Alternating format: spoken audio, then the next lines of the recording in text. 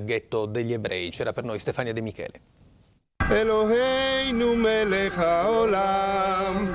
Una piccola folla tra il ghetto degli ebrei e il bastione di Santa Croce, qualche kippah, il copricapo simbolo della cultura ebraica indossato per onorare Dio, e i libri dei salmi per celebrare, dopo 5 secoli a Cagliari, la festa delle luci o Hanukkah. Si celebra una giornata delle 8 della festa di Hanukkah, è un miracolo. In 8 giorni di festa il rito ricorda la riconquista del Tempio di Gerusalemme nel 161 a.C. e il miracolo che ne seguì. Le luci della menorah, il candelabro a 7 bracci come i 7 giorni della creazione, rimasero accese per ben 8 notti, nonostante la quantità esigua di olio benedetto che gli ebrei trovarono nel Tempio sottratto ai pagani. L'associazione Aleph Yod si propone quindi di promuovere semplicemente la conoscenza, le usanze del popolo ebraico. Cagliari rilegge dunque una pagina del suo passato e l'incipit risale a circa 5 secoli fa. No, non c'è mai stato un ghetto a Cagliari, ma in questa zona sono arrivati a vivere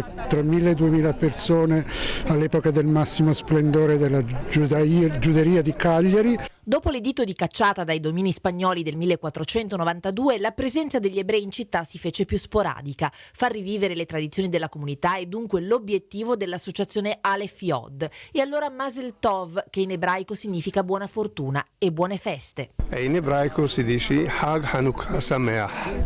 Hag Hanukkah Sameach per tutti.